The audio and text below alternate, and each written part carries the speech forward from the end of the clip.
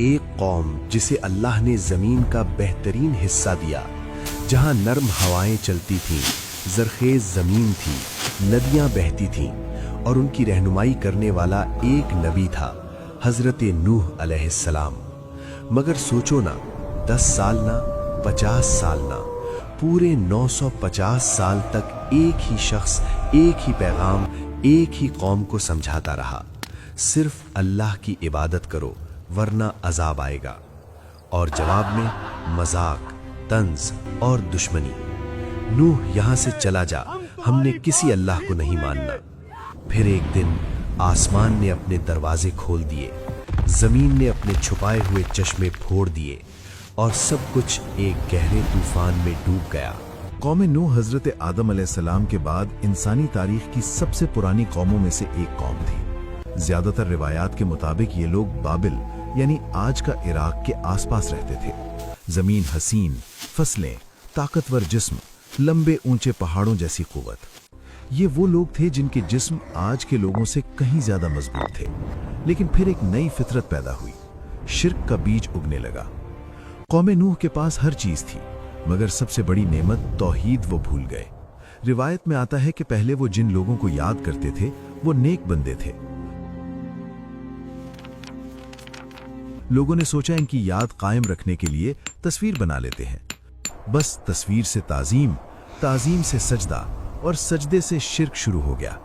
اے ہمارے معبود، ہماری مشکل آسان کر دے، ہماری زندگی میں سکون دے دے۔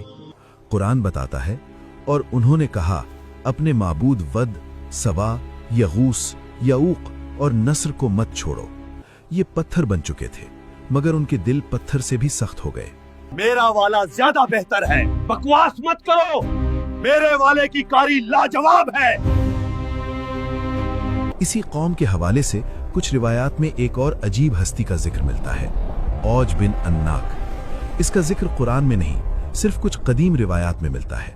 کہا جاتا ہے کہ یہ بہت لمبے قد کا، بے حد طاقتور، اتنا کہ کبھی کبھی پہاڑوں کو قدم سے ہلا دے۔ لوگوں میں اس کے قصے مشہور تھے، اور یہ قوم کے تکبر کی مثال بن گیا تھا۔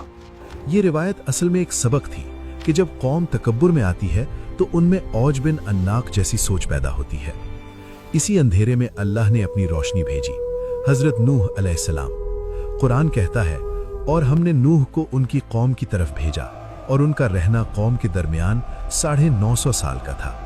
وہ کہتے، میں تمہارے لیے اللہ کا صاف اور کھلا کھلا ڈرانے والا ہوں، جس کا پیغام تم تک پوری طرح واضح طور پر پہنچ چکا ہے۔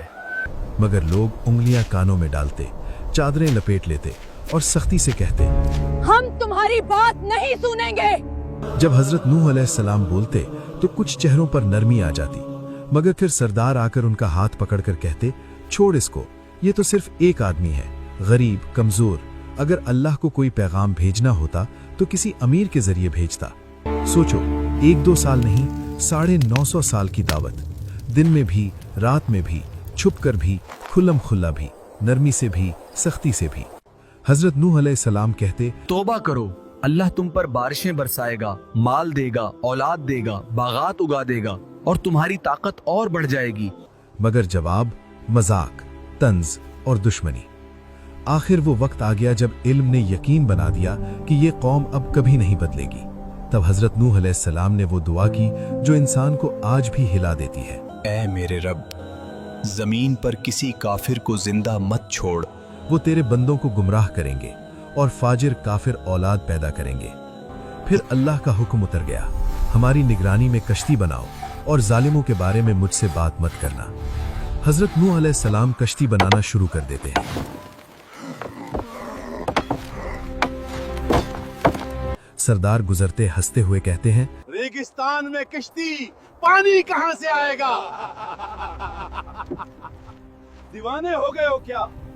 مگر انہیں کیا پتا، ہر کیل، ہر تختہ انہی کی تباہی کا پہلا سر تھا۔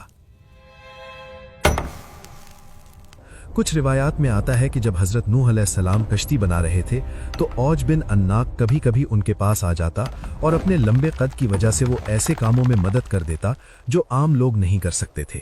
مگر یاد رہے، یہ باتیں صرف روایات میں ہیں، قرآن میں اس کا کوئی ذکر نہیں۔ روایات میں یہ بھی ملتا ہے कि कश्ती 3 मंजिलों पर मुश्तमिल थी।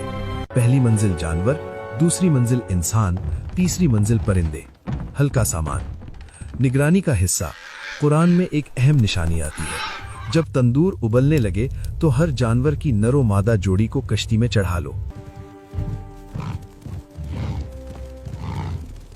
यानी जानवर नूह अलैहिस्सलाम को ढूंढकर नहीं लाने थे, अल्लाह के हुक्म से ये जोड़े खुद चलकर आए थे। आखिर एक दिन वो निशानी नजर आ गई जिसका इंतजार था। आसमान सियाह बादलों से भर जाता है।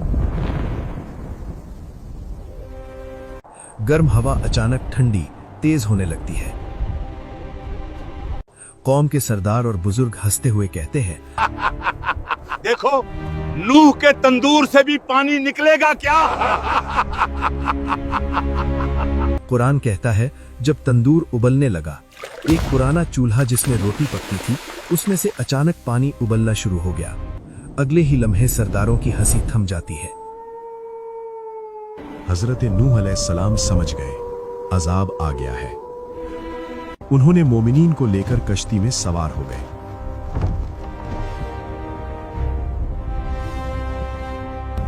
फिर अल्लाह ने फरमाया, आसमान के दरवाजे खोल दो, जमीन के चश्मे फूट पड़ने दो। पानी ऊपर से बरसा, पानी नीचे से उबल कर निकला और दोनों पानी मिल गए उस तकदीर पर जो लिखी जा चुकी थी। नूह अलैहिस्सलाम अपनी कौम की तरफ आखिरी दफा देखते हैं। उनकी बीवी दूर अपने घर के दरवाजे पर खड़ी थी। नूह अलैहिस्सलाम पुकारते हैं, आओ, अल्लाह की पनाह में आ जाओ। मगर उसने मुंह फेर लिया। वो उन कमजोर सरदारों के साथ गुम हो गई।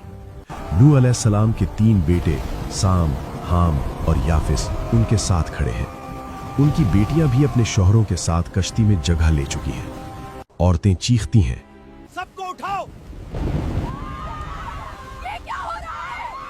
लोग भागते, मगर पानी हर तरफ से आ रहा था। कोई चिल्लाया, नूह सच कहता था, अजाब आ गया, हम तबाह हो गए। जमीन फट रही थी। उबलते पानी की नदियां उठ रही थी। ताकतवर मर्दों की टांगें कांप रही थी। लोग कश्ती की तरफ भागते, हमें भी साथ ले चलो, मगर दरवाजे अल्लाह के हुक्म से बंद हो चुके थे। पानी पहाड़ जैसी लहरों में बदल गया। इन्हीं लहरों के बीच हजरत नूह अलैहिस्सलाम ने अपने बेटे को देखा। उन्होंने पुकारा, ऐ मेरे बेटे, हमारे साथ सवार हो जाओ। उसने कहा, मैं पहाड़ पर चढ़कर बच जाऊंगा। नूह अलैहिस्सलाम बोले, आज अल्लाह की पकड़ से कोई नहीं बचा सकता। और फिर एक लहर उनके दरमियान आ गई और बेटा डूबने वालों में हो गया। सिर्फ तूफान गरज रहा था। आसमान का रंग स्याह, हर तरफ चीखती हवा जिसे सुनकर लोग डरकर रो देते। तूफानी लहरें कश्ती की दीवारों पर जोर से टकराती और हर टक्कर पर कश्ती पूरी तरह कांप उठती। अंदर से हजरत नूह अलैहिस्सलाम दुआ में झुके हुए, बाहर से चीखों का शोर। दिन रात एक हो जाते। बिजली की चमक के सिवा कोई रोशनी नहीं। पानी इतना बढ़ जाता है कि पहाड़ सिर्फ चोटियों तक रह जाते हैं। सिर्फ कश्ती तैर रही होती है। तूफान गरजता रहा। दिन रात एक हो गए। कश्ती पहाड़ों जितनी लहरों में तैरती रही और आखिर अल्लाह ने कहा, ए जमीन अपना पानी निगल ले, ए आसमान थम जा। पानी उतर गया। जरखेज जमीन दिखाई देने लगी और कश्ती जूदी नाम के पहाड़ पर ठहर गई। नूह अलैहिस्सलाम जमीन पर सजदे में गिर जाते हैं। उनके गिर्द साम, हाम, याफिस, उनकी बेटियां, उनके शौहर और कुछ मोमिन लोग। बस यही लोग बचे थे। यहीं से एक नए दौर का आगाज होता है। कौम नूह सोचती थी, हम ताकतवर हैं, माल है, बच जाएंगे। मगर जब अल्लाह का हुक्म आया, न माल काम आया न बुत। आज हमारे बुत, करियर, लोग क्या कहेंगे, सोशल मीडिया, बेहयाई। उस वक्त कश्ती बच गई। आज हमारी कश्ती तौहीद, नमाज, तौबा, कुरान, सुन्नत।